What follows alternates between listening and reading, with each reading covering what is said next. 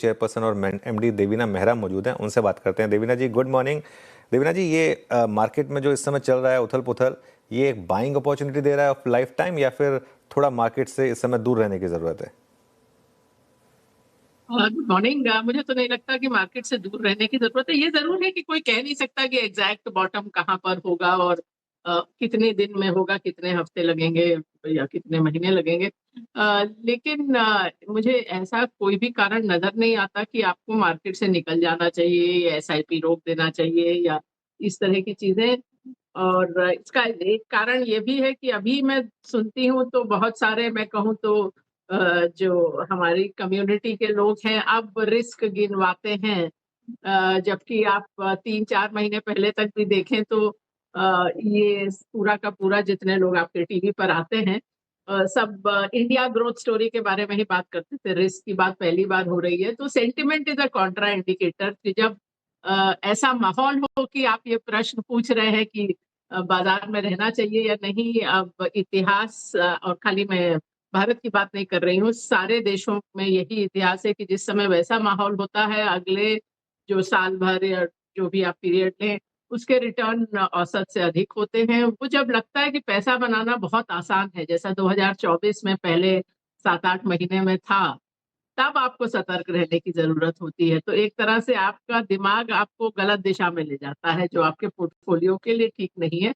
ये जरूर है कि आप देखिए एक बार कि कौन से स्टॉक्स आपके पास हैं, कौन से सेक्टर हैं, उसमें बदलाव करने की जरूरत हो सकती है। लेकिन जो भी आपका इक्विटी एलोकेशन है उसमें मेरे हिसाब से निवेशित रहना चाहिए। और जो चेतावनी मैं हर बार देती हूँ कि कभी भी आपका 100% पैसा या 90% पैसा इक्विटी बाजारों में नहीं होना चाहिए। इक्विटी में आप वही पैसा लगाइए जिसको आपको कम से कम 7-8 साल हाथ लगाने की जरूरत नहीं हो।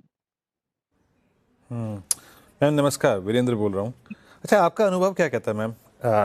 आप सेंटिमेंट पे बहुत बात करती हैं, है ना? सेंटिमेंट के डिफरेंट डिफरेंट इंडिकेटर्स पे आप बात करती हैं।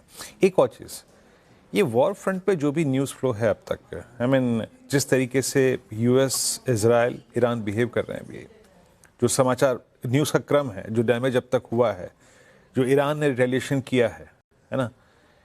क्या वर्स्ट ऑन क्रूड हम देख चुके हैं क्या? 105 107 की ट्रेजेक्टरी, या फिर आपको लगता है कि नहीं, ये अंडरलाइंग जिसके इर्द गिर्द पूरी विश्व की अर्थव्यवस्था घूमती है, अभी भी पोटेंशियल रखता है काफी हाई ट्रेजेक्टरीज के?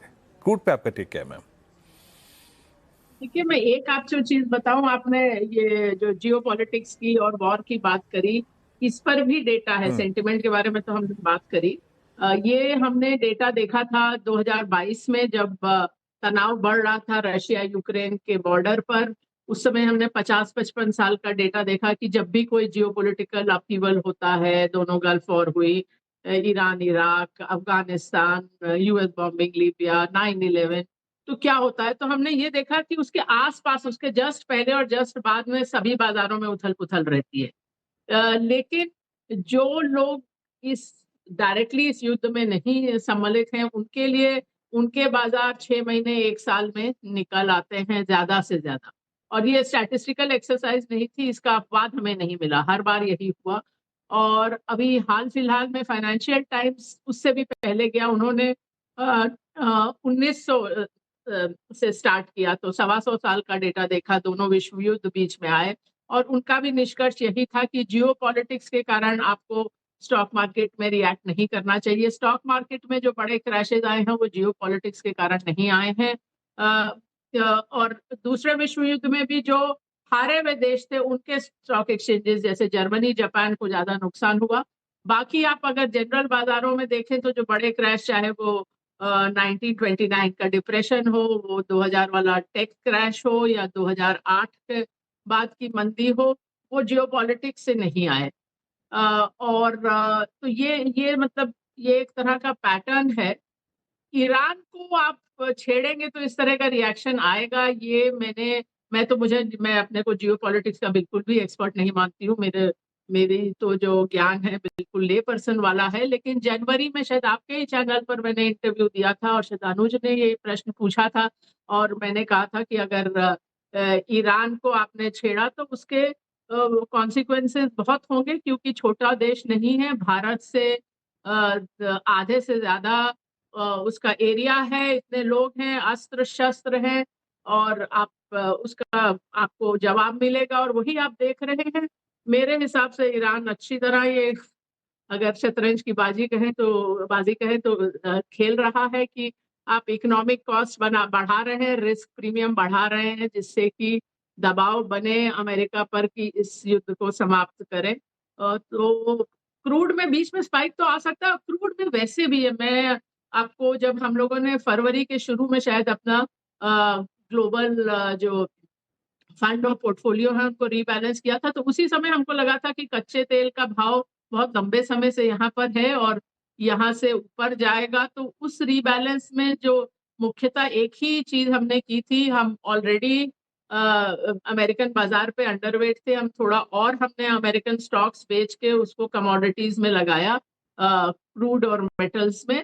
ऐसा नहीं मैं कह रही हूँ कि 30% लगा दिया पोर्टफोलियो का, लेकिन ऑन द मार्जिन जो भी 7% 8% ऐसा कुछ नंबर हमने वहां बेचकर कमोडिटीज में लगाया। तो क्रूड की ट्रेजेक्टरी तो कुछ हद तक ऊपर जानी ही थी। बाकी वो सप्लाई के कारण आपको बीच बाच में कहाँ तक वो पीक नजर आएगा। आप ये भी याद करिए कि अब तो कितने 16-17 साल हो गए हैं, हम $100 का क्रूड उतना पहले भी देख चुके हैं, जिस समय global recession, global at least financial crisis थी और कहीं कहीं रिसेशन भी था और उसके बीच में भी कच्चे तेल का भाव $100 पार किया था। तो ऐसा भी नहीं कि हमने कभी वैसी स्थिति देखी नहीं या उससे जूझे नहीं। ओके। देवना जी, आपने अभी टेक क्रैश की बात की थी। मैं टेक पे ही रहता हूँ। आईटी में बहुत बड़ी गिरावट आई है। एआई ट्रेड की जो बात हो रही है, क्या ये मार्केट का ओवर रिएक्शन है? और इस समय आप लार्ज कैप आईटी पर क्या व्यू रखेंगे इंडिया में?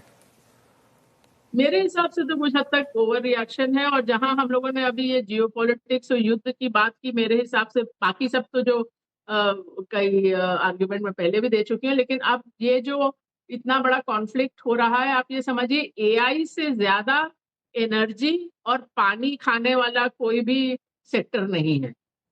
तो अगर एनर्जी पे किसी भी तरह का क्वेश्चन मार्क लगता है, और ये भी समझिए कि अभी बहुत सारे जो डेटा सेंटर्स थे वो खाड़ी के देशों में लग रहे थे, तो वो दोनों चीज के कारण मुझे तो लगता है एआई पे थोड़ा इन्वेस्टमेंट वगैरह थोड़ा आगे जाएगा, कुछ आगे पुश होगा।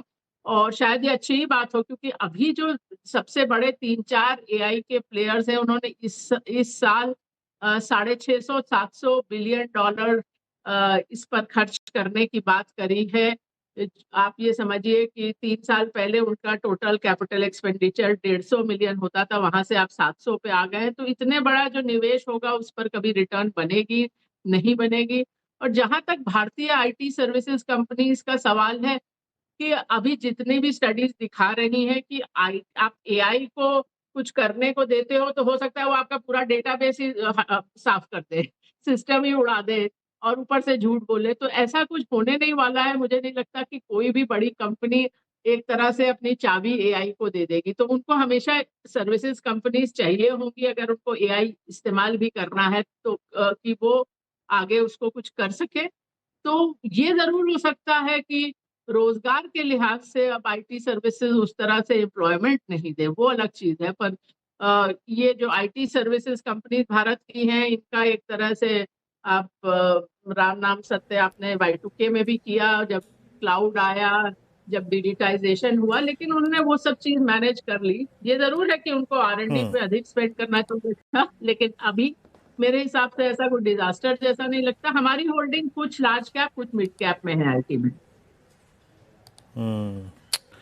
ओके, चलिए मैम, बहुत बहुत शुक्रिया। आज शायद मेरे ख्याल से बहुत हम सेक्टर स्पेसिफिक बात नहीं कर रहे थे, लेकिन मोटे तौर पे 3 बड़े, अगर आप देखिए, पिलर्स पे हमने बात की, इस जियोपॉलिटिक्स पे, क्रूड पे और आईटी पे और अदर मार्केट्स पे आपका व्यू। बहुत बहुत शुक्रिया मैम आपका इस कार्यक्रम में शामिल होने के लिए और सभी सेक्टर्स पे और सूरत हाल पर अपनी राय रखने के लिए।